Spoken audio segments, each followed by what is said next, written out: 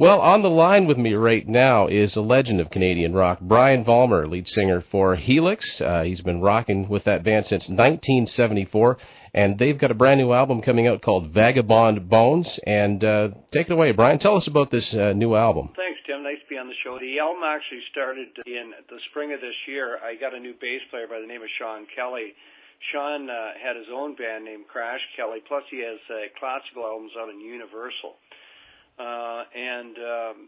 I needed a bass player, and Sean joined the band, even though he's a guitar player. And at the same time, the writing team that I had for Power of Rock and Roll, which was our last studio album before the Christmas album, they couldn't commit to working this album, so it just naturally turned out that Sean and I began writing with each other. And then Mo Berg from Pursuit of Happiness got involved with us as well. Oh, yeah. Wrote this album very quickly because halfway through the summer, then Sean got an offer to go play guitar for Nelly Furtado, and he left the band with my blessing. But Sean and I wrote these songs, and you can hear Sean's influence throughout the tracks. I think we come up with some really good stuff. We complement each other. And then to add to the mix, the original band got back together and went into the studio, and you can hear Brent especially in a lot of the tracks. That was intriguing when you mentioned that 4/5 of the classic Helix lineup is now back together. Of course, 4/5 for sadly obvious reasons. And you've got another guitar player. What did you call him, the Duck Man? Duck Man. Yeah. His real name's Caleb Duck. A young kid, 22, a real shredder, good attitude, pleasant addition to the band. Not old enough to be jaded yet, you know. There you go. Now, I mean, Helix has been through several personnel changes here, and you've been able to keep it together. A lot of it, does it just come down to scheduling or, living in different spots? Like, how does that work? In regards to what? Well, like the lineup changes. I know, like, I've read your book, which we'll get to that later. It all began back in the 80s when Brent left the band. He'd been in the band quite a long time at that point, probably 16, 17 years, and he was just burnt out. I can't really blame the guy. We didn't make much money, even in the heyday of the band. I think we never made more than $200, $250 a week. Wow. Pretty hard to live on that. And when Brent left, it was a big hole in the band. The nucleus of the band, which was the writing nucleus, anyway, me, Paul, and Brent had been together quite a long time. And then, as you know, Paul was killed tragically. Yes. In the early 90s. Then Fritz moved to Florida, and little by little the band started to erode, let's say, and I had to get the sidemen to fill those positions. Those people weren't coming back. And then Daryl left around the year 2000, and since then I've just basically been using rental players, really good musicians, but not the original guys. And when Sean left for Nelly Furtado this year, I thought I might as well just get the original guys back together, been there, done it, got the T-shirt. And I just explained to him, look, we worked together for probably, 15 to 18 years, some of us, and we deserve to go out there and reap some of the fruits of our labor. And the band is worth more on the circuit. With that lineup, I think we sound very good. Everyone's kept up to chops. It's a good package. And the classic Helix sound, like we were saying, when Brent left around the time of Back for Another Taste, I mean, Helix is a two-guitar band. You pretty much got to have the two guitars. Getting back to what I was talking about, there's something that people always used to ask me in interviews, like, what makes you so special when you come to town? Is it lights? What is it, right? But it boils down to character, and you can't buy character. Character is something you get from being out in the circuit for years and years and years, and just going through it and living it. And that's that intangible thing that goes into the music, that goes into the show, that makes it so special. We have quite a reputation out there as being one of the longest-serving heavy metal, heavy rock acts in Canada.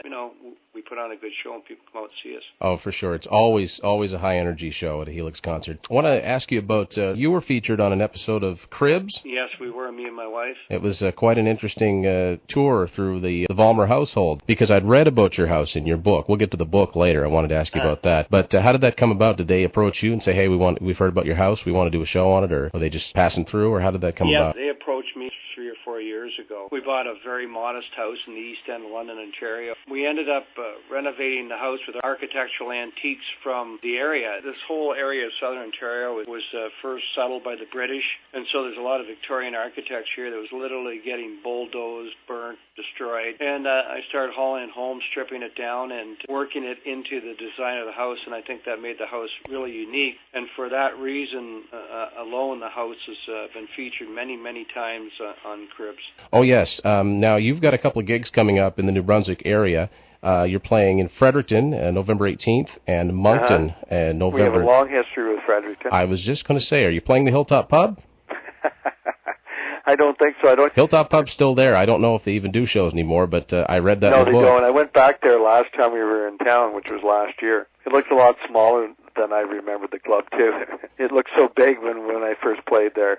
Well, that would have been, if I recall correctly, you said it was 76? It was pretty early in the band's career. Now, we've alluded to it a few times, but you wrote a very, very entertaining book called Give Me an Hour, and the word that comes to mind when I read that book is anecdotes. You've got a fantastic memory for remembering things from all the tours that you've done, and not only in Canada, but worldwide, and meeting up with a lot of your heroes and a lot of your peers in the music biz. So many great, great stories. It's highly recommended. Something I did want to ask you about, I've been curious about this since I got the album. When Wild in the Streets came out, I was always one of those guys that would open an album up, read the credits, read the songwriting credits. I was going to ask you about She's Too Tough. Oh, okay. And I looked at that, and it said Jay Elliott, and of course, Def Leppard were huge then. They were one of my favorite bands, too. And I'm wondering how you ended up essentially recording a Def Leppard song before Def Leppard recorded it. That's right. We were the first band to do that. What happened was we were song short. We weren't the most prolific band in the world back then. We were short material for that album, and so they went and pulled a favor and got this song written by Joe Elliott. So we went and recorded the song, and I used to laugh. I used to call the song, instead of She's Too Tough, I used to call it She's Too High, because the song was so high. Anyway, we're in there, we're doing the song. But we recorded the song. Well, we spent all this money in the song. Anyway, we took it down there to mix, and suddenly Def Leppard decided they didn't want to let us have this song after we spent, I don't know, $10,000 or something on it. And there was this big kerfluffle between the record company publishing and stuff. And, blah, blah, blah about this song. And finally, they let us use the song on the condition we wouldn't release it as a single, which we never planned to do anyway. About 5 years later, they put out their retroactive CD. But I heard the song. I mean, I'm also a big Def Leppard fan. I heard it, and I don't know. I'm used to the Helix version.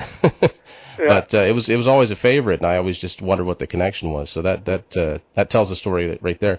Getting back to what you were talking about earlier, Brian, I find it very refreshing that you've mentioned, when the band wasn't making a lot of money. A lot of people don't realize that, it might be a great job, but it's still a job. And if you're not making any money, then you got to take a look and say, well, is this worth the grind or whatever? Well, I always took the attitude that if you really love something to work towards, the money would follow. We do an album a year now. Really put my heart and soul into it, and it's hard to do nowadays because it's hard to sell CDs. So you really got to do it for the love of the music. I saw a quote the other day from Paul Stanley. He said, "If you're in it for the love of the music, you'll end up washing cars," which is partially true, right? But on the other hand, I don't think you can be totally in it for the business either, or you end up with robot music. It usually sounds, you can usually tell when a band's phoning it in. I really do believe if you just keep going forward and putting out albums and you mind the business aspects of what you're doing, then everything will work out. I keep my budget low on my albums. Nowadays, I try to record an album for around $15,000. Which you're able to do with Pro Tools and things like that, and home studios. And if you get the right people involved, I have very talented people that work on the project that should probably be paid 10 times what I pay them.